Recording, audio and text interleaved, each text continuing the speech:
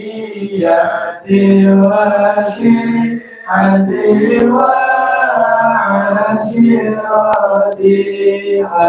وتصريف عني كل شر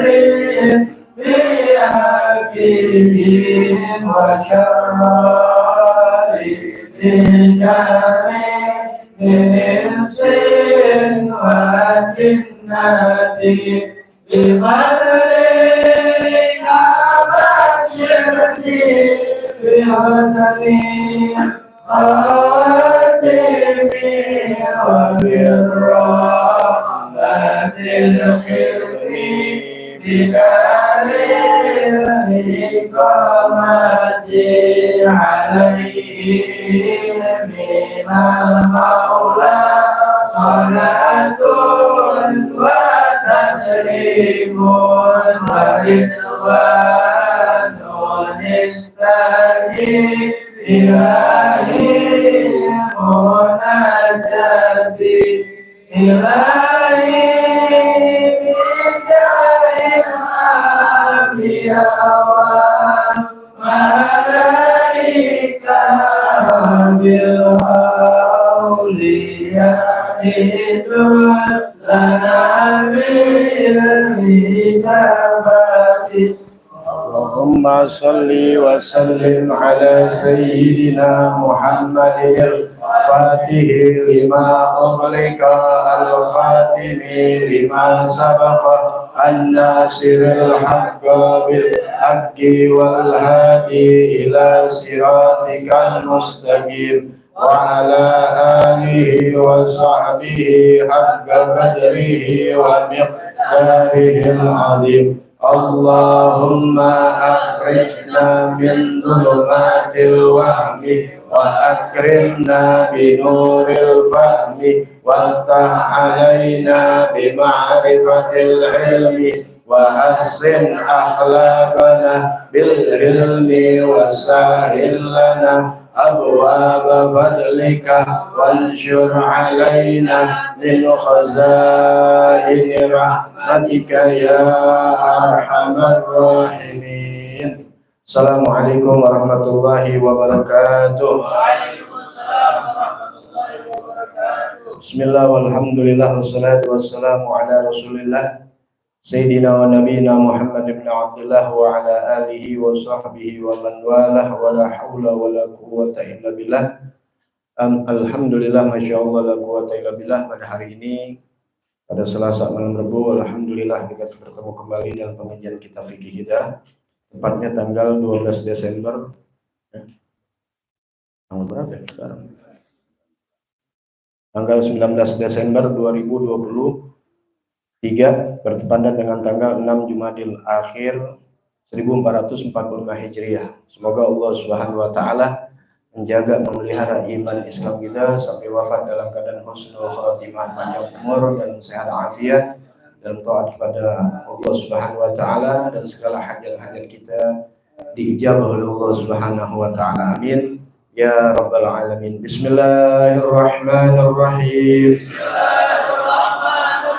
Nawaitu ta'alluma wa ta'lima wa tadhakkura wa tadhkira wa naf'a wal intifa'a wal ifadata wal istifadata wal hassa ala tamassuki bi kitabillahi wa sunnati rasulihi wa du'a ilal huda wa dilalata alal khair iltiqa'a wajhillahi wa mardatihi wa qurbihi wa sawabihi subhanahu wa ta'ala.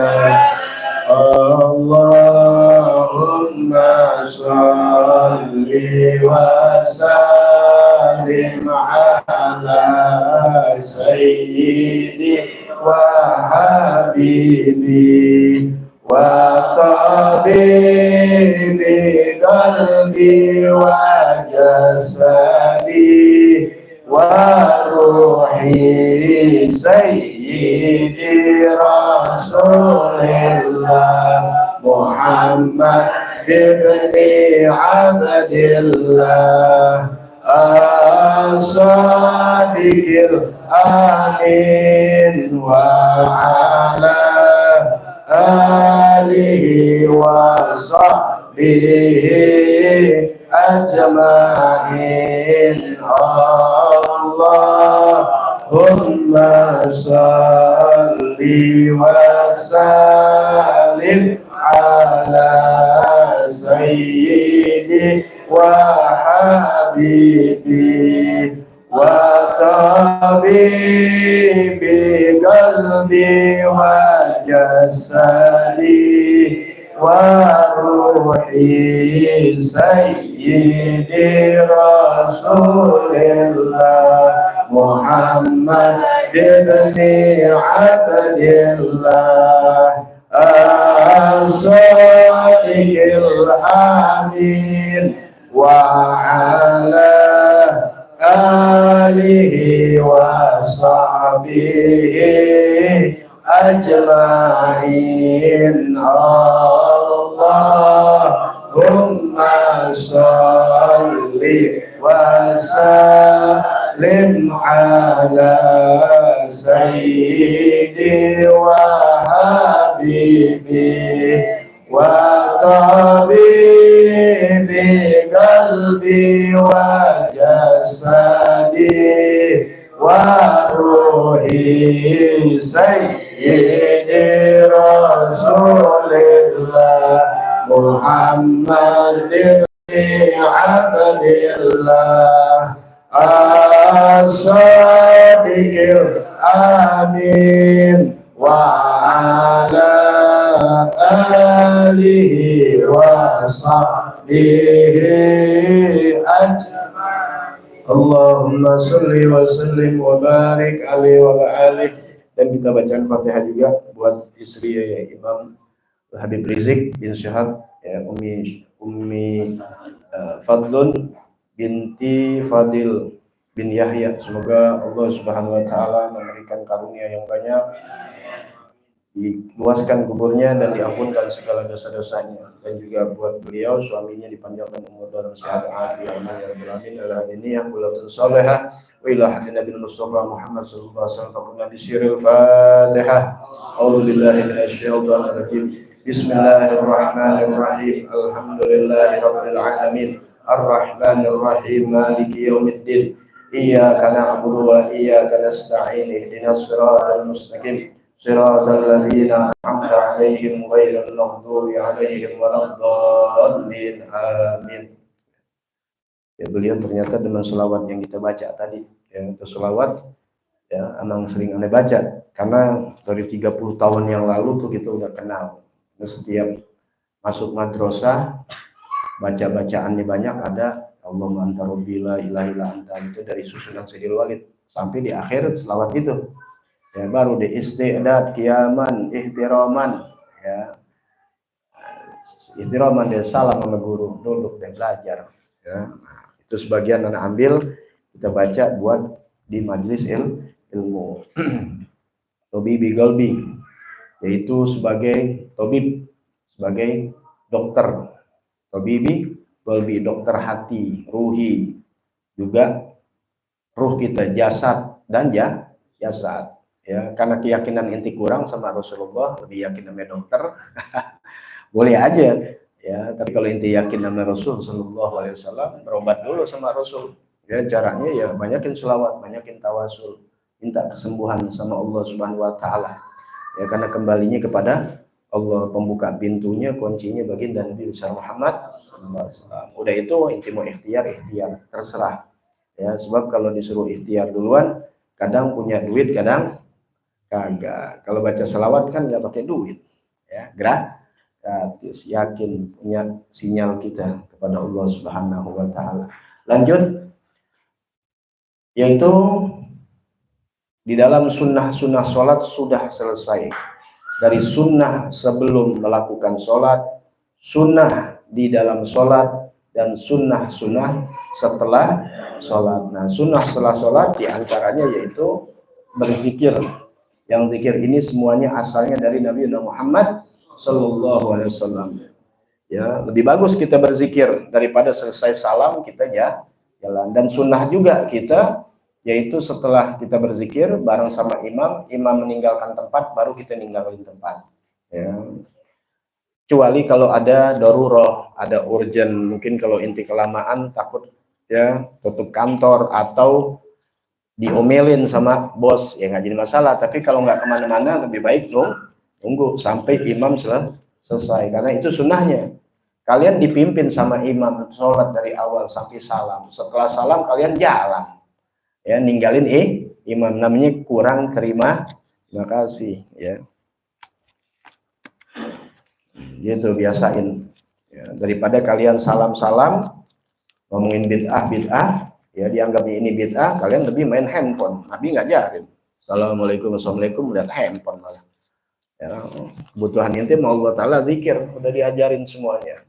Emang ada dalam Al-Quran ya, ada dalam surah An-Nisa disebutkan tuh, kalau Allah Ta'ala fa'idha qadaitumus sholah fadhkurullah, apabila kalian telah menunaikan sholat, fadhkurullah, berzikirlah kalian kepada Allah qiyaman, waktu berdiri, qu'udan wa qu'udan, waktu duduk, wa ala junubikum, juga dalam keadaan berbaring. Bisa jadi kalian assalamualaikum selesai, mungkin kalian harus pergi lagi karena urgen kalian, kepentingan kalian, mungkin harus kerja, harus jalan lagi dan sebagainya, tetap nggak dalam keadaan duduk lagi, dalam keadaan berdiri, berjalan, kapan aja jangan lupa zikir kepada Allah Subhanahu wa Ta'ala ya.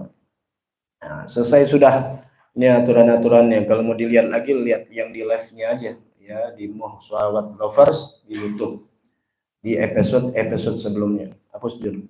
Nah, kita masuk sekarang bab makruhatis sholat. Dalam bab makruh dalam sholat. Kalau sunnah kita kerjakan, terutama yang wajib dulu, karena kalau wajib salah, maka sholat kita batal. Sholat kita nggak ada artinya, bahkan bisa celaka. Dosa yang kita dapat, fawailun lil musallin alladzina hum an sholatihim sahun. Lalai dari waktunya, lalai dari yang wajib-wajibnya, sehingga akhirnya bacaan nggak benar atau gerakan ada yang nggak benar, nggak tumak nina, batal sholatnya ya. Atau sesuatu yang menutupi dari sujudnya dia, batal sholatnya. Nah, selesai udah, kita masuk ke dalam sunnah selesai sudah dibahas, itu menambah pahala kita mengerjakan sunnah ya, bukan sekedar sunnah aja, tapi satu, mendapat pahala. Udah pastinya kita ittiba lin Nabi Muhammad Sallallahu Alaihi Wasallam, karena yang dikatakan sunnah berarti sunnah Nabi. Kita sholat ngikutin siapa? Ikutin Nabi kan. Sallu kama ra'aitumuni usolli, sholatlah kalian sebagaimana kalian melihat aku sholat. Kita di zaman sekarang bagaimana melihat Rasul sholat? Nggak lihat. Dikasih kita mau ulama-ulama kita, terus sampai kita dapat kitabnya. Beginilah cara Rasul Sallallahu Alaihi Wasallam di dalam sholatnya, melakukan sunnah-sunnah dikerjakan. Sunnah bisa sampai 500, bahkan yang asli sampai 1500 sunnah. Ya, begitu banyak, kita nggak selesai tuh berapa bab tuh sunnah sholat ya. Berapa bulan kita nggak kelar-kelar, alhamdulillah. Nggak semua bisa kita kerjakan, tapi ada 1-2 yang bisa dikerjakan, alhamdulillah. Nanti masalah menyalahi sunnah pun bisa jadi makruh, nanti ada bagiannya di sini. Nah, adapun yang makruh, yang dibenci atau tidak disukai dalam sholat, tentunya mengurangi nilai ganjaran, mengulangi ganjaran dari Allah ya, yang aturnya kita. Makanya orang sholat berjamaah begitu banyak, nggak sama nilainya di sisi Allah. Ada yang nggak sah, ada yang sah, tapi nilainya cuma 60, ada yang 70, ada yang 90, tergantung dia punya ilmunya. Bagaimana dia menjalankan yang sunnah, meninggalkan yang makruh. Inilah yang akan kita bahas. Bismillahirrahmanirrahim. Allahumma sholli ala sayyidina Muhammadin wa alihi wa sahbihi ajmain. Bab makruhatis sholah. Bab makruh di dalam sholat. Aqsamu makruhatis sholah. Bagian atau terbagi makruh sholat arba'ah, ada 4. Arba'atun, Sholat itu terbagi di dalam bagian makruh sholat, maksudnya yang makruh di dalam sholat terbagi 4 bagian. Terbagi sholat yang makruh atau makruh dalam sholat 4 bagian. Yang pertama, makruhatun min nahiyati makanis sholat. Nanti akan dibahas secara terperinci, dicatat aja dulu.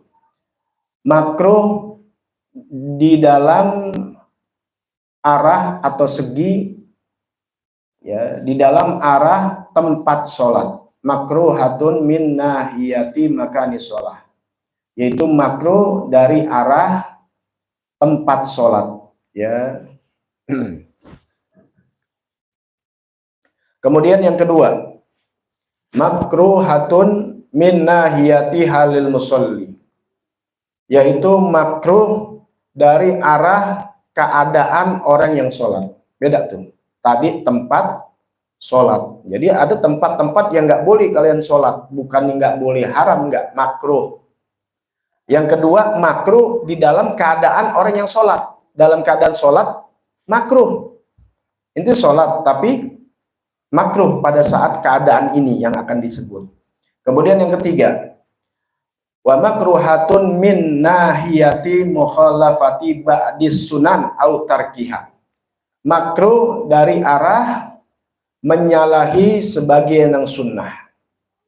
Makruh dari arah menyalahi sebagian yang sunnah atau meninggalkan yang sunnah, ya, menyalahi sebagian yang sunnah atau meninggalkan sunnah. Nah, itu ada sunnah-sunnah kalau dia tinggalkan atau dia menyalahi maka hukumnya makruh. Sunnahnya kita ini misalnya, ya, ntar akan dibahas satu-satu. Kita kalau sholat sunnahnya kan menaruh tangan kita di atas pusar, di bawah dada. Nah, itu kalau menyalahi sunnah berarti kalau di bawah pusar makruh, di atas dada. Ini dada di atas, banyak gak orang sholat begini? Ya, cuma kita ini buat pelajaran ini dimanapun kita belajar fikih bukan untuk nyalain orang, untuk kita membenahi diri kita agar lebih baik di dalam ibadah. Kalau ada yang begitu gimana? Kita belajar ilmu tasawuf, husnuzon, sangka baik, paham nggak sangka baik? Mungkin dadanya lagi nyesep, paham nggak? Begitu aja, kalau kagak jadi berantem. Salam-salam, inti zikir, ada yang kabur dari situ, itu jangan pakai mau, nggak usah.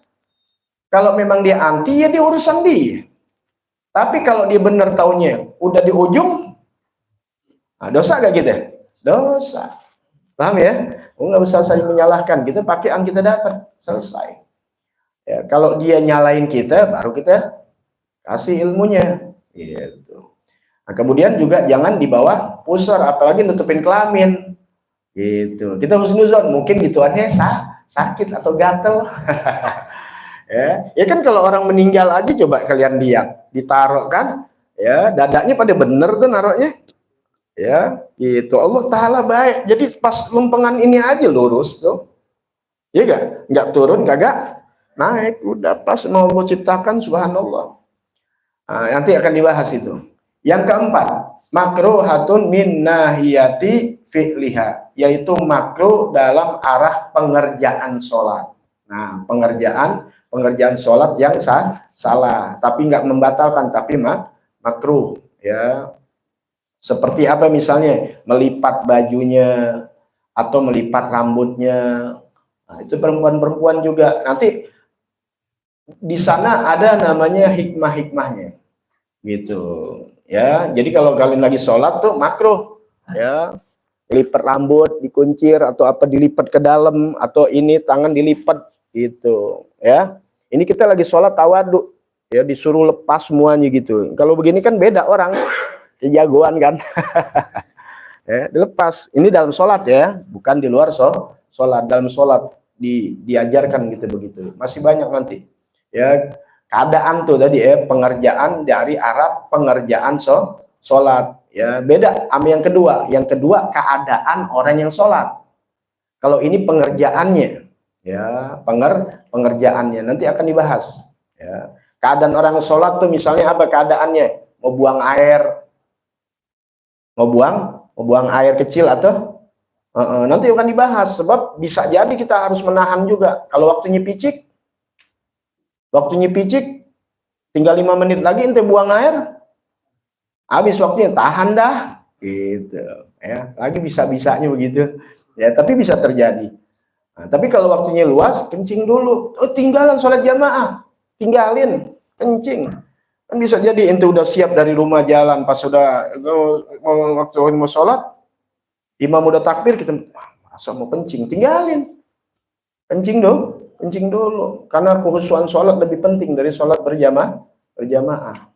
Ya, akhirnya ente sholat berjamaah joget-joget lagi, nahanin kencing. Udah nggak bakal pikiran itu. Kapan? Apalagi imam bacanya lama, baca Yasin. Marah-marah nih imam, itu sholat jadi hasut. Oh, ya. Nanti akan dibahas tuh keadaan pekerjaan orang yang sholat seperti melihat ke atas langit lagi sholat gitu ya, dan macam-macam. Baik, kita akan bahas yang pertama, yaitu makruhatun min nahiyati makanis sholat, yaitu makruh dari arah tempat sholat. Tulis yang baru, kemudian itu yang pertama, akan dibahas satu persatu sampai ada 15. Yang pertama, as-sholatu fil hammam. Ya. Yang pertama yaitu sholat fil hammam. Ini hammam pakai tasdid, hammam. Kalau nggak pakai tasdid, hammam itu burung merpati. Ya, hammam burung merpati. Banyak dari kata hamma. Itu artinya hammam itu demam. Salesma kalau bahasa kerennya ya di kamus, salesma, bukan sales, bukan salesma ya, bahasanya salesma tuh flu atau lagi panas badannya. Nah, tapi di sini hammam fi kutubil fikih itu ya, makanya mufrodat atau arti-arti bisa dalam kamus, bisa arti di dalam bahasa, bisa arti dalam istilah, bisa arti di dalam ilmu fikih ya, kita harus tahu itu. Nah, kalau dalam ilmu fikihnya, fi kutubil fikih wa al-mu'iddu lil ghusli faqat, yaitu hammam ini adalah kamar mandi yang disediakan hanya untuk mandi, bukan untuk buang air besar, bukan buang air kecil. Kalau buang air besar itu namanya baitul khola ya, tempat rumah yang bersendiri, rumah yang nyempil, rumah yang terpencil ya, bahasanya maksudnya kamar WC. Itu WC itu berarti ada apanya? Ada tempat buang air tuh. Nah, itu sih haram, nggak boleh. Sempet-sempetnya orang sholat di kamar mandi begitu. Ini tempat pemandian, seperti apa ya, kolam renang sekarang masuk kan tempat pemandian ya. Kalau yang lebih ininya lagi, pemandian air panas, sauna ya kan, di situ nggak ada apa, nggak ada tempat buang air, ibaratnya nggak cerita najis orang tempat buat mandi doang, intinya rame-rame sholat di situ. Nah, itu nggak bagus, makruh hukumnya. Kenapa? Banyak orang buka aurat ya, ente lagi sholat di kolam renang itu lihat-lihat aurat, kan laki semua ya, laki kan auratnya kelihatan, pusernya kemana-mana, pahanya kemana-mana ya. Makanya usahakan laki-laki pun haram hukumnya membuka aurat. Kalian melihat aurat laki-laki sama hukumnya haram ya. Wah, kalau gitu gimana main bola Ustadz, banyak main bola asal ditutup. Makanya ada figur kita sengaja beliau bermain bola ya, jangan sampai kaku banget, tapi beliau dengan cara yang rapi, sangat rapi lagi ya, seorang guru punya pondok pesantren, itu Habib Segaf Baharun ya. Nah, banyak sekarang pakaiannya udah banyak, alhamdulillah ya, tinggal intinya bisa aja. Jadi kalau inti udah ngerti agama, enak dah udah ya, insya Allah selamat. Inti mau berbuat sesuatu yang asalnya memang mubah aja, nggak ada haram ya, nggak jadi inti berbuat hal yang dosa ya, itu hammam. Kemudian yang kedua, as-sholatu fil maslah, sholat di tempat maslah. Apa maslah? Maslah itu maudi'u sal khisyab, tempat membuka atau mencopot pakaian, naz'uha, yaitu naz'iha, yaitu tempat mencopot pakaian. Wa yakunu bil gurbi minal hamam. Ini biasanya ini ada di tempat dekat pemandian. Ya, jadi tempat ganti baju. Tempat ganti baju itu pun makruh. Jadi usahakan inti kalau nyalin gitu, kalau buka aurat di dalam kamar mandi, jangan di kamar. Entah kalau kamar inti buat sholat, sedangkan di kamar inti sering terbuka baju inti. Makanya orang-orang dulu tuh buat sholat ada tempatnya tuh. Orang dulu ya namanya pangkeng. Kalau orang Betawi itu di pangkeng. Ini punya nenek gitu. Masih orang Betawi tahu gak pangkeng? Jangan ngaku Betawi inti kalau nggak tahu pangkeng. Ya, pangkeng itu pangkeng. Kamar lagi gitu ibaratnya. Kamar dalam. Jadi kita punya nenek dulu orang Betawi gitu. Ambil di sana di pangkeng. Ya, nggak tahu gitu pangkeng mana. Belajar tahu. Ya, orang Betawi itu namanya pangkeng. Jadi itu tempat buat sholat tuh, dibikin bali, ya khusus. Jadi di situ nggak ada tempat buka aurat, ya. Itu masalah tempat mencopot pakai pakaian. Ya. Ingat ini makruh, nggak bagus, diusahakan bisa ditinggal. Kemudian yang ketiga, as-sholatu fil makton atau maktin, boleh. As-sholatu fil makton. Apa makton? Atonal ibil, tempat penderuan bahasanya apa bahasa Indonesianya? Kalau bahasa Betawinya nih pengumben. Makanya ada pos pengumben, tahu gak? Ya di daerah mana? Sono pos pengumben. Tapi bukan terminal.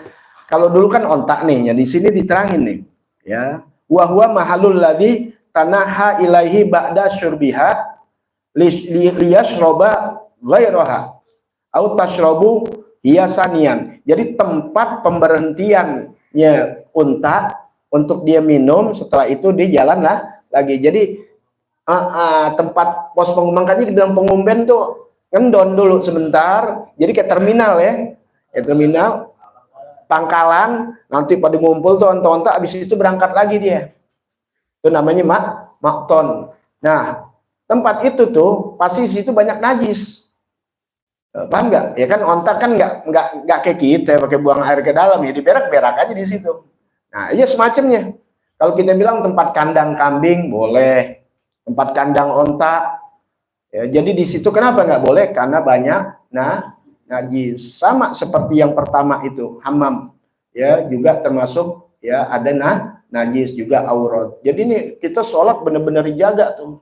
Kalau kalian tahu fadilah masjid, utama masjid, masya Allah penjagaan itu nggak boleh kita yang ludah, nggak boleh kita kotoran-kotoran di situ. Ya makanya ulama sampai mengatakan, Nabi katakan jangan disuruh gosok gigi yang rapi, apalagi sholat Jumat suruh pakai yang putih, kemudian pakai wangi-wangian. Nanti di sini ada nih keterangannya. Oh, ternyata begini ajaran Muhammad sallallahu alaihi wasallam. Makan bawang, jauhkan gosok gigi dulu, ya. Itu berasa kalau orang banyak. Nah, makanya jangan dijadikan masjid-masjid kita, musola kita buat tempat ngumpul rokok dengan dalil alasan Nabi aja rapat di masjid. Nabi rapat di masjid rapi. Nah lo rapat di masjid nak ke pos ronda sih terserah, jangankan ngerokok, nabun juga nggak ada urusan. Tapi kalau di masjid usahakan kalau mau rapat di masjid, tapi jangan merokok atau mengotori masjid, tanggung jawab nanti kita. Ya, makanya kita kudu ngerti di situ. Nah, mautan atau mautin. Kemudian yang keempat, as-sholatu fil majzaroh. Apa majzaroh? Majzaroh itu mau diujjazar ai adzabih, yaitu tempat pemotongan hewan. Ya. Sholat di tempat pemotongan hewan, penyembelihan hewan. Sholat di tempat penyembelihan hewan. Jadi kalau inti kerja di penyembelihan hewan, ya jangan di situ sholatnya. Ya. Emang bisa orang tadi yang disebutnya kan ini kan bisa jadi, namanya kan dikasih tahu begini.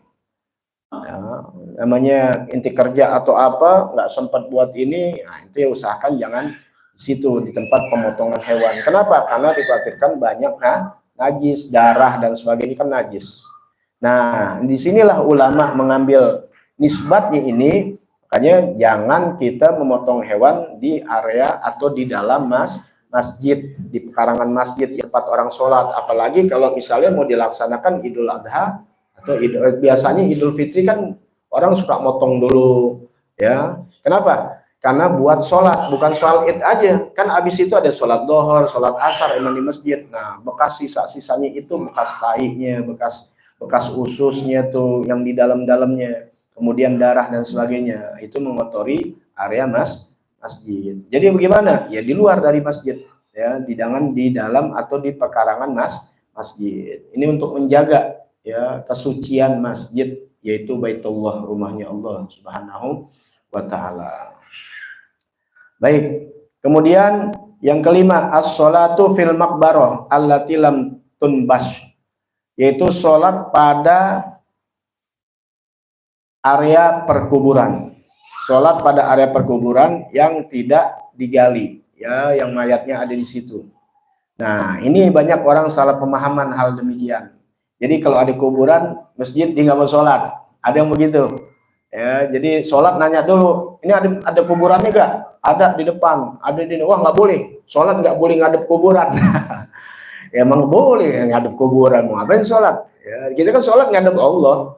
Ya, itu. Jadi artinya penguburan ini, ya, ini menjaga daripada adanya najis-najis di area perkuburan.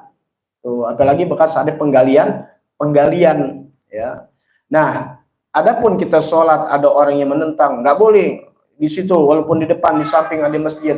Di Madinah sholat, ya, ada makam 3 biji. Di mana? Di dalam masjid. Makam siapa? Baginda Nabi besar Muhammad. Itu kalau inti, insya Allah inti bisa umroh, bisa haji, ya, itu ada makam Rasul. Kemudian ini mimbarnya, itu area masuk masjid di dalamnya, ya, itu antara malam makam Rasul dan mimbar Nabi namanya Raudhah, ya, yang luar biasa, yang Nabi katakan taman surga, maka dibilang Raudhah, ya. Nah, ini permasalahannya. Jadi bukan karena, kalau apalagi ada tembok, ya, ada tembok lah, kita kan ada sutroh namanya, bukan ngadepin kuburan, bukan itu, ya. Kayaknya perlunya belajar begitu, nanti salah mengartikan di dalam masalah kuburan di sini. Ya. Baik, kemudian as-sholatu fil mazbalah. Yang keenam yaitu sholat fil mazbalah. Ya. Mazbalah ini seperti pembuangan sampah. Ya. Makruh sholat di tempat pembuangan sampah. Kalau kita bilang pelbak, ya, apa lagi? TPS, tempat pembuangan sampah. Iya. Sholat ini Masya Allah, ya, aturannya begini. Makanya jangan main-mainin sholat. Ya. Ntar apalagi lagi pilpres nih, ya, ntar ada buat main-mainan lagi. Itu penghinaan itu. Ya. Jangan ntar kita ngucap amin. Apa urusannya? Paham nggak? Ya ngucap aja inti amin. Emang kita ada urusan apa namanya pilpres? Amin, ikut amin. Emang walad dolin, amin. Masa yang lain? Iya. Masa walad dolin gobul, mau ganti-ganti ya amin. Nggak ada tujuannya. Akhir karena inti nggak milih amin, ya, nggak milih pilpres amin. Akhir inti nggak jawab, nggak ada urusan. Kemudian ketika tahiyat satu pas banget lagi, ya, karena inti nggak mau jadi 2 begini. Nah, ada yang main-mainin begitu. Ada orang ketika sholat nggak mau ngucap amin. Nah, kemudian kita tahiyat, sekarang jadi tahiyatnya 2, gitu katanya. Ada ini, ya, biasa pemilih nomor 2, jadi dia bilang 2. Jadi dibawa-bawa ke sholat, katanya nggak boleh bawa nama atas agama. Tapi dia sendiri, ya, bawa agama. Ada tuh orang dari partai PAN itu, ya, ketuanya lagi. Nanti ada yang laporin DPK agak tuh, ya, pasal penghinaan agama atau enggak. Baik, ya, udah, kalau mau bercanda jangan bawa masalah ibadah, apalagi masalah pilpres gitu. Ya, mau niat ngelucu apa bener apa kagak, itu urusan ibadah itu.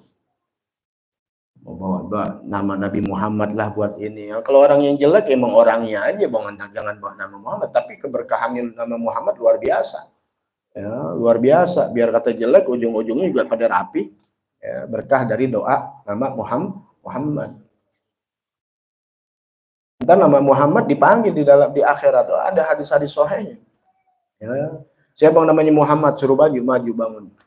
Ya, luar biasa didahulukan. Inti kalau ada punya teman Muhammad, inti sholat di saf pertama, tarik ke depan. Ini inti ihtiraman, bukan nama orangnya, namanya inti ihtiraman. Ya. Baik. Kemudian yang ketujuh, as-sholatu fit thariq, sholat di jalanan. Ya, sholat di jalanan. Maka usahakan kalau sholat jangan di jalanan. Ada masjid, ya, masih di jalanan juga. Nah, kecuali jalanan itu masjid udah tidak memadai, akhirnya orang sholat di jalanan, jalanannya kan ditutup. Ya, kalau sholat di jalanan, ntar kan siapa aja lewat. Nah, makanya itu usahakan kalau datang langsung ke dalam masjid, jangan di jalanan. Kalau memang jalanan akhirnya tutup, tapi kalau jalan nggak ditutup, inti di jalanan, mau sholat di jalanan kan orang lalu lalang segala macam yang itu bisa lihat dan sebagainya. Ya, kecuali memang ketutup itu jalanan, orang luber, nah, itu beda lagi. Ya, nggak ada luber-luber, nggak apa, sholat di jalanan. Ini makruh. Kemudian yang kedelapan, as-sholatu fil kanisah wal bi'ah. Yang kedelapan yaitu sholat fil kanisah. Kanisah apa? Muta'abbid. Ya. Muta'abbad. Ya. Maaf, muta'abbad Yahud. Muta'abbadul Yahud. Wal bi'ah muta'abbadun Nasara. Kalau kanisah yaitu tempat dihambakan, tempat diibadahkan, maksudnya tempat diibadahnya orang Yahudi. Ya. Kadang bi'ah tempat ibadahnya orang Nasrani. Kalau ibadahnya orang Yahudi namanya sinagog. Ya, tempat ibadahnya namanya sinagog. Kalau orang ya Nasrani atau orang Kristen itu namanya gereja. Jadi sholat di dalam gereja atau di dalam sinagog atau di luar Islam, tempat ibadahnya orang luar Islam, kita sholat di situ, itu hukumnya makruh. Ya, ada aja orang sholat di sini, tapi ini hukum begini. Kenapa? Ya, lihat zaman sekarang banyak gak tukang AC? Ini kan kerja tukang AC, boleh gak? Ya boleh, ini kerja orang benerin AC di gereja ada AC, ada AC-nya, paham nggak? Ya kemudian rusak. Nah ini tukang AC ngebenerin, ini kenapa? Nggak ada urusan sama kenyaman, ini nggak jadi masalah. Itu bukan ibadah kalau di situ. Kerja, inti jual papan, buat laci, buat apa, inti bawa di situ waktu sholat datang, inti saking rapinya, wah awal waktu nih, membang sholat di situ ya jangan, makruh. Haram enggak, makruh. Kecuali yang haram kalau di situ akhirnya ada patung-patung dan sebagainya. Nah itu usahakan kita di luar itu, ya kita cari masjid, ya tempat ibadah kita. Yang kesembilan, as-sholatu ala sathil Ka'bah, sholat di atas loteng Ka'bah. Ya, ini pun termasuk kurang adab. Ya, kalau kita di atas loteng Ka'bah, maksud biar kelihatan Ka'bah kali di bawah begini. Kemudian yang ke-10, as-sholatu fi batnil wadi ma'a tawabbu'is suyul, yaitu sholat pada perut lembah, ya perut gunung tuh lembah tuh ya namanya lembah tuh, ya bersamaan ya jatuhnya banjir bah atau longsor. Jadi dikhawatirkan tuh bersamaan datangnya longsor. Kalau inti lagi kemah atau main di gunung, inti sholat di lembah, selama inti nggak khawatirkan itu memang longsor ya nggak jadi masalah. Tapi ini keadaannya inti tahu nih lagi hujan, lagi musim hujan, ya lagi inti kan manusia pasti ada rasa takut longsor. Jangan sholat di situ kalau takut longsor. Ntar inti lagi sholat akhirnya was-was. Ini sholat ini nih kita dituntut untuk apa? Untuk khusyuk, biar tenang. Nanti dibahas di sini. Ada makanan, sholat dulu apa makan? Hah? Nah, makan dulu. Lebih baik makan ingat sholat daripada sholat ingat. Mendingan makan ingat sholat daripada sholat ingat makan. Ntar kecuali inti di rumah. Kalau di rumah kan inti bisa atur. Paham ya? Bisa atur. Ya, gitu. Bilang sama bininya bilang, bang, makan ya bang. Oh makan. Pas tahunya masih lagi masak, inti nungguin. Bosnya abang sholat gitu ya, ntar masa juga abang sholat selesai nggak jadi masalah gitu. Ini biasanya di umumnya di layak ramai nih, maulid kan tuh dari maghrib, waktu isya kan, nah makanan keluar, makan dulu berjamaah banyak, dia kagak sholat dulu, ya pas sholat akhirnya nasi habis, nah kan isya panjang loh, isya panjang, ya. Nah ini dan Nabi yang ngasih tahu loh, bukan yang bikin-bikin. Iya, idza hadarul isya wal asya, ya, godimul asya, apabila telah datang makanan malam dan waktunya sholat isya, maka Nabi dahulukan sholat, suruh makan dulu, ya, biar nggak kepikiran, biar inti enak, refresh, ya, jangan lagi gerah-gerah dalam keadaan. Nanti ada di sini nih masalah makan, ya. Kecuali itu inwasi al-wagad, kalau memang waktunya luas, ya. Tapi kalau sholat waktunya nggak luas, inti sholat dulu, pulang dari mana waktu udah sempit, mau makan dulu, sholat dulu, ntar lu makan waktu habis, paham ya? Itu keras area nih, ya, mau makan lapar, pas lihat baru jam ya, 2:30 ini tinggal 10 menit lagi, ya buru-buru sholat dulu, ya, jangan makan, apalagi nungguin habis, nggak boleh. Ini waktu luas, makan dulu, ya, itu gerak, keringetan, tahan dulu. Jangan-jangan udah, waduh, ini Islam tuh ngajarin itu sholat yang ini. Bagaimana tuh kalau itu soal makan? Bagaimana kalau kita lagi maghrib ngajar selesai masuk isya, ya ngajar dulu, ini makanan rohani malah selesaikan dulu. Itu ulama-ulama kita dulu, anak ngajar begitu, ada yang nentang, gila gak dulu tuh, ya. Iya, ada yang protes, biasa kan mereka berani begitu tuh, ya. Bagus, aneh tahan anak-anak, jangan diinin, ya. Pakai mengeluarin dalilnya apa dibingung. Nah, jadi begitulah, ya, keadaan zaman sekarang, ya. Baik, waktu azan sholat dulu, ya. Nah, kalau belajar banyak dia tahu, ya, Allah Ta'ala tuh luar biasa rahmatnya kepada hamba-hambanya. Kemudian as-sholatu yang ke-11, as-sholatu maudi al-maqs wa misluhu kullu ma'siyah. Sholat di tempat-tempat yang di tempat-tempat yang maksiat, ya, tempat-tempat yang menjadi maksiat atau tempat-tempat yang pernah dilaknat sama Allah Subhanahu wa taala. Ada tempat-tempat, ya, tempat kaum ini yang pernah di bumi hanguskan sama Allah Subhanahu wa taala, ya, Wadil Muhassir tuh nanti ada tuh di kota Mekah, di luar di sana ada tempat itu waktu turunnya azab, alam taro kaifa fa'ala rabbuka bi ashabil fil, kaum gajah tuh, ya, dia belum masuk ke Masjidil Haram, areanya belum.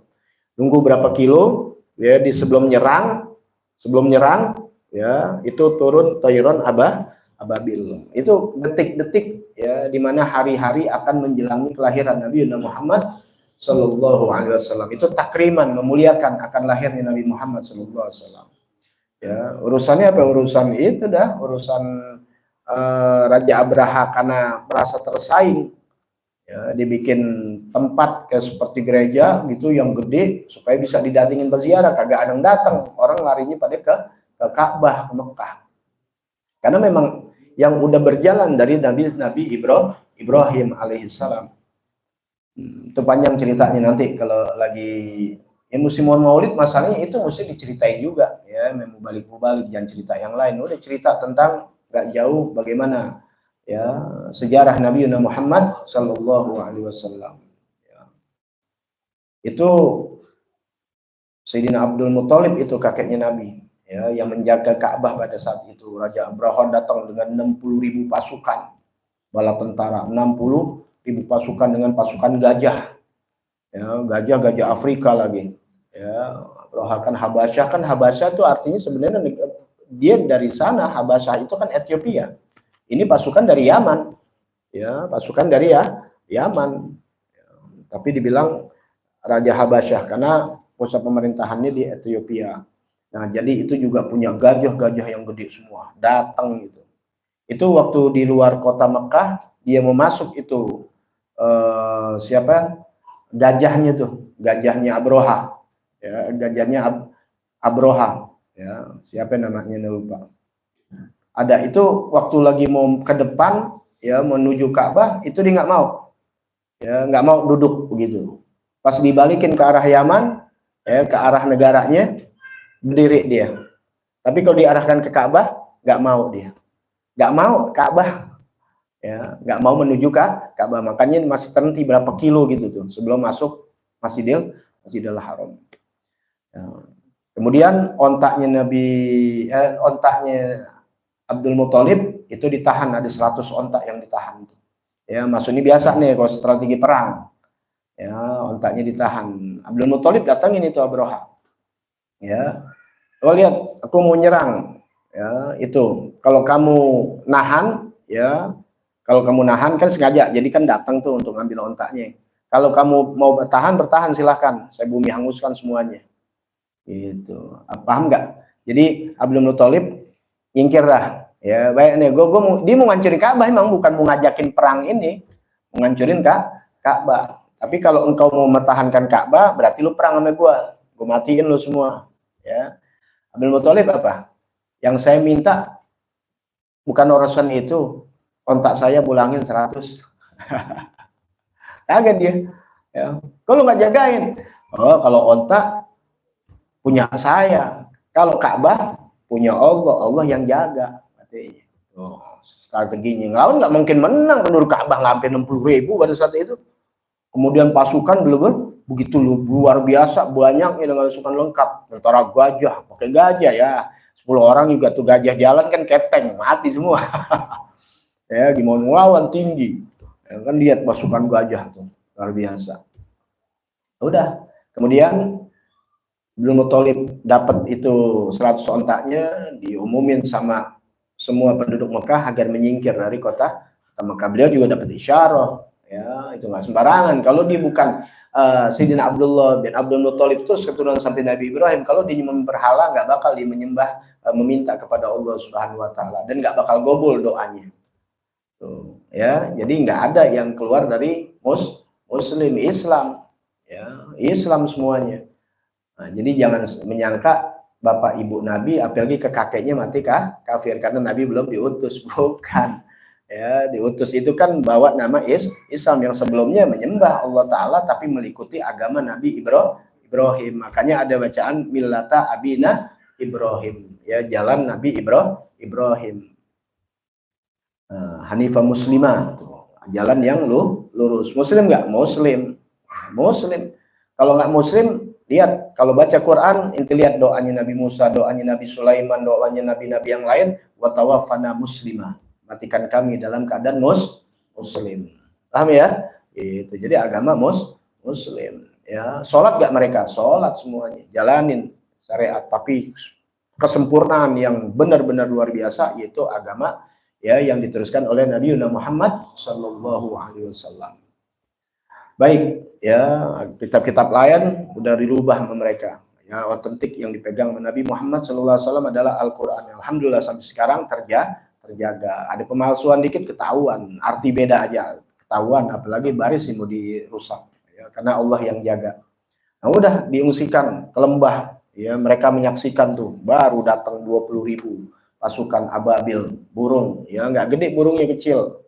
Ya, kalau diajak Habib Utsman tuh kayak burung cabi-cabian dah, ya, kayak burung cabi-cabian, burung kecil, ya, cuma 20.000, nggak banyak, itu 60.000, cuma bawa batu dari neraka, ya, 3 biji di paruh sama di kaki 2, kayak kapal jet, kan bawa bom ya, tinggal dibuka bom, ya, itu dulu udah ada, dulu roket apa pesawat pakai roket, kalau ini burung bawa paruh di kaki 20.000, itu 3 biji senjata, pas gak?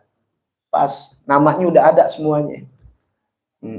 Dibanding pakai helm bajaknya tembus, ya, batu neraka kecil, makanya nanti ya, mau dikasih hujan begitu habis gitu semua. Ya, biar kata kacang polong gitu, ya, baja angus, orang batu neraka, ya, sampai terus jalan, ya, azab Allah Ta'ala. Abroha enggak, belum dikasih. Ya, dikasih penyakit kulit, ya, seperti penyakit lepra.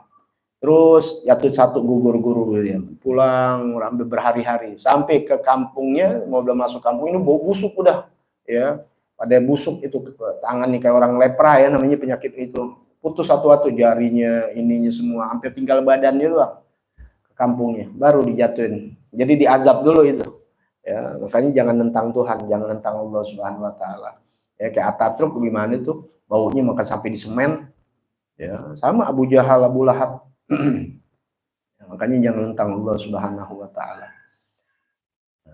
Kemudian ada lagi ya, jadi jangan sholat di tempat yang terlaknat atau di tempat-tempat maksiat. Tahu tempat maksiat ya? Ya, ini nggak bilang ini itu, apa aja deh tempat-tempat maksiat, yang tempat gampang orang maksiat. Bioskop gimana? Hah? Bar? Ya udah, diskotik dan sebagainya kan? Ya, yang dimana itu bisa terjadi tempat maksiat. Minimalnya maksiat kan terbuka aurat, itu maksiat kan? Ya, tempat terbuka maksiat. Ada minum-minuman keras dijual di situ, ada perjudian. Ya kita sama-sama tahu dah. Ya. Kemudian ke-12, as-sholatu fisuk.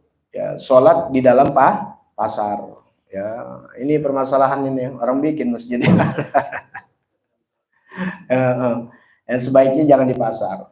Ya, karena kata Nabi khairul biga al-masajid, syarul biga al-aswaq. Sebaik-baiknya tempat adalah masjid. Pernah dengar hadis ini kan? Ya, seburuk-buruknya tempat adalah pasar. Bukan berarti itu pasar itu jadi nggak jualan, di situ jualan. Baca kalau masuk pasar ya apa la ilaha illallah wahdahu la syarikalah lahul mulku walul hamdu yuhyi wa yumiit wa huwa hayyun la yamut biyadil khair wa huwa ala kulli syai'in qadir. Pahalanya luar biasa ya. Jadi bukan masuk kuburan aja juga masuk ke pasar begitu. Kenapa? Karena di situ banyak jual beli, banyak timbangan-timbangan dan sebagainya yang udah pernah terjadi di zaman Nabi Syuaib tuh ya, banyak kecurangan-kecurangan. Ya, banyak tidak kejujuran. Jadi itu makruh, bukannya haram, bukannya haram, tapi makruh. Yang ke-13 ya, nanti dilanjutkan lagi ke-13, 14, 15 kalian makruh di dalam hal orang keadaan sholat, insya Allah udah jam 10 ya. Jadi nanti dilanjutkan lagi, masih banyak ini makruh di dalam sholat. Catat sampai yang berapa? Sampai yang ke-12. Lu tidur sih we. Ayo nggak ngaji, nggak lagi ngaji begini aja. Tahu gak kayak ayam sore itu gak ayam kalau udah sore udah 5:30 goyok we. Enggak, kalau fikih emang begitu, emang ya. Ngaji fikih luar biasa, paling penting ini belajar fikih itu masya Allah, belajar ya. Di mana di majelis fikih inti duduk ya, yang penting ketahuan kitabnya, gurunya benar, udah ya. Di kampung-kampung inti kejar itu kitab fikih ya. Kalau baca-bacaan doang nggak apa-apa, bagus, maulid, zikir-zikiran, baca-bacaan gitu ya di majelis bagus, cuma perlu ada kitab fikihnya yang nerangin ibadah, tata cara ibadah. Kalau inti belum sempat hal-hal begitu, usahakan untuk mencari, penting ya. Contoh nih misalnya inti sholat di masjid waktu Jumat nih ya, inti Jumatnya berapa kali khutbah, berapa kali azan? 2. Ada yang 1 kan? Nah, jangan berdebat gitu nih ya, mau 1 silakan, mau 2 silakan. Kita biasanya umum berapa? 2. Masuk waktu azan kan ya, bisa azan kenapa ya, kemudian ngapain kita? Sholat sunnah qobliyah ya, qobliyah Jumat. Ada mengatakan nggak ada qobliyah Jumat, ini karena salah persepsi dalam hadis. Nah, kemudian setelah itu azan selesai, sholat qobliyah. Habis sholat qobliyah kemudian khotib naik, ada inallahu malaikat kasih tongkat, ada nggak pakai tongkat itu, kalau mau ngikutin sebenarnya kasih tongkat ya. Nah, khotib naik tongkat, pegang tangan kiri, di salam, assalamualaikum warahmatullahi wabarakatuh, diduduk, baru sang Bilal azan kedua kan gitu ya, azan kedua. Nah kita tuh yang dari awal begitu tuh kan sholat duluan tadi, tapi kalau kita santai-santai gitu tuh, kita santai-santai aja, pas khotib naik kita sholat, haram hukumnya ya, nggak sah, haram lagi. Kecuali kalau inti Masbuk, maksudnya inti datang dari rumah, pas datang khotib lagi ceramah, lagi khotib, lagi naik, sholat inti. Cuma sholatnya ringan, karena Nabi waktu lagi khotib, ada sahabat datang langsung duduk. Ya, Nabi sambil khutbah boleh tuh. Ya, jadi khutbah sambil negor orang boleh. Ya, disuruh sholat yang ringan, dua rakaat. Kan ditanya udah sholat belum, sholatlah 2 rakaat. Karena dia baru datang. Tapi kalau di situ boleh. Nah, bagaimana keadaannya kalau yang inti lagi sholat di tempat masjid yang khutbahnya cuma azannya 1 kali, itu datang, ini kan duduk, pas duduk ya Anda tanya azan dulu apa khotibnya naik dulu. Anda kan khotib pernah ngalamin jadi khotib, jadi di masjid yang azannya satu kali, pernah ikut ya? Di kantor banyak ya, Anda di kantor di sono di daerah Sunter ya, Anda udah ngambil enggak ya. Nah, atau Habib langsung naik lah, azan, ya udah kita ikutin, gak jadi masalah, yang penting kan sahnya sholat Jumat, makanya kita tahu ilmu, udah kita assalamualaikum warahmatullahi wabarakatuh, duduk kan, baru azan tuh yang satu begitu. Nah inti nih, yang orang-orang biasa 2 pasti ngapain? Sholat, nggak boleh. Dosa inti sholat, haram. Jadi tahu ilmunya kan? Jadi kalau inti ngalamin di tempat yang satu, nah sekarang inti sholat haram. Ntar inti berdalil nanti yaumul kiamah. Habis dia azan 1 kali. Yang salah DKM. Jadi gimana solusinya? Nah bagi DKM masjid yang mau satu, silakan satu. Ya, cumanya dia umumin dulu. Sebelum dia, misalnya kan biasa ada pengumuman masjid tuh, ada sekian anggaran begini-begini. Nah, bapak-bapak sekalian, dikit lagi akan azan, waktu udah masuk, ya waktu udah masuk, akan dilakukan azan. Sebelum dilakukan azan, silakan sholat. Ya, kan belum azan, ya kan penting masuk waktu. Azan itu panggilan sholat. Nanti jangan salah. Ya, paham nih? Ya sekarang azan yang jam 1, inti baru sholat. Paham nggak? Udah masuk waktu, inti sholat sunnah. Kemudian ada yang azan, nggak apa-apa, nggak ngulang lagi, biar belajar ilmunya. Nah, jadi sholatlah kalian. Nah kalian kita udah sholat, baru dah. Gitu. Karena kalau inti ntar dia azan, inti pasti kan berdiri, ya. Nah, biasa 2, nggak boleh, haram. Nah itu waktu mesti bisa bilang begitu. Nah paham ya? Gitu. Kenapa sih alasannya 1? Karena ikut Nabi. Kalau yang 2 ikut sahabat, namanya Sayyidina Utsman. Kalau kita terakhir 2, 3 ikut Sayyidina Umar. Kalau yang khutbah 2 kali Sayyidina Utsman. Paham nih ya? Kalian ikutan bagusan ikutan Nabi apa ikutan sahabat? Ini tanya inti. Tanya biar pinter inti. Kalau kan inti sering didebat orang, itu pasti digituin kan? Inti ikut siapa? Ikut sahabat Nabi, 2 azan 2 kali. Aneh ikut Nabi Muhammad yang azan sekali. Benar kan ya? Itu yang namanya ada nanti kalimatul haq wa idlal batil. Ya, kalimatnya benar, tapi tujuannya salah. Ya, ikut Nabi, ikut sahabat. Hah? Ini tanya nih, yang benar ikut Nabi atau ikut sahabat? Ikut Nabi, jelas. Benar kan?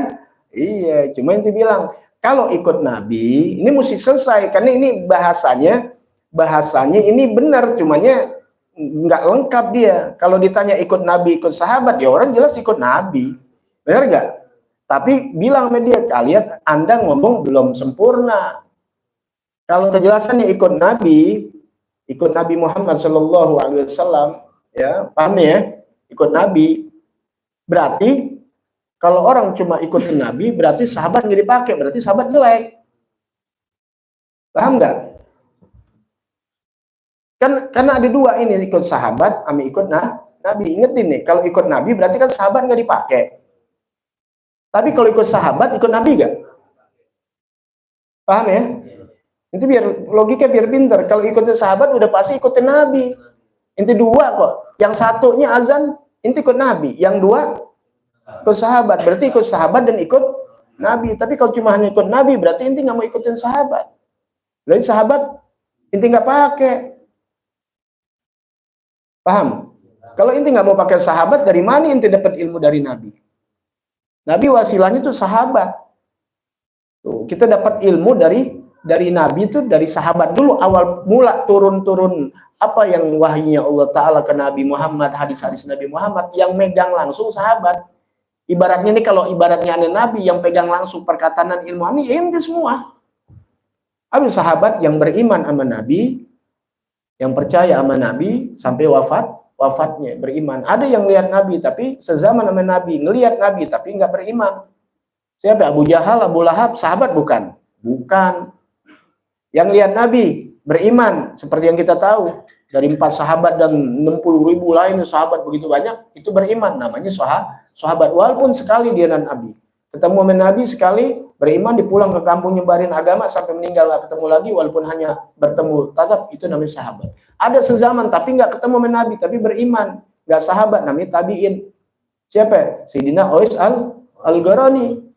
Sayyidina Uwais al-Qarani sezaman sama Nabi, ngalamin Nabi Muhammad, cuma mau ketemu nggak bisa, sempat karena orang ngurusin ibunya, orang tuanya. Akhirnya ibunya waktu saat kasih untuk ketemu Rasul, dia datang ke Madinah dari Yaman ke Madinah, akhirnya Rasulullah lagi nggak ada, lagi ada tugas perang apa gitu sama sahabat, nggak ketemu. Dia menungguin, udah janji sama ibunya, ibaratnya kalau ibu, mak sehari doang nih mak ya silakan, buru ke sono, nggak ada. Emang orang anak sekarang, ya udah nggak ada, udah 3 hari bohong memangnya lagi, nggak taat, dipulang, ya udah nggak ketemu, tuh, ya. Tapi dicintai sama Rasul Sallallahu Alaihi Wasallam. Ini ceritanya panjang lagi. Nah itu namanya bukan sahabat, tapi namanya tabiin. Nabi ditinggal dengan Sayyidut Tabiin, pemimpinnya tabiin, itu Sayyidina Uwais al-Qarani. Nah, jadi ngalamin Nabi tapi nggak bertemu sama Nabi. Jadi judulnya pertama yaitu syaratnya dia beriman dan lihat Nabi. Kalau beriman nggak lihat Nabi, walaupun sezaman, nggak dikatakan sahabat tabiin, yaitu yang ikut sahabat, yang lihat wajah sahabat. Nah, dari sahabat ke tabiin kita dapat terus ilmu sampai sekarang. Kalau langsung ujuk-ujuk dari 1 tingkat kita langsung naik 50, nggak masuk akal.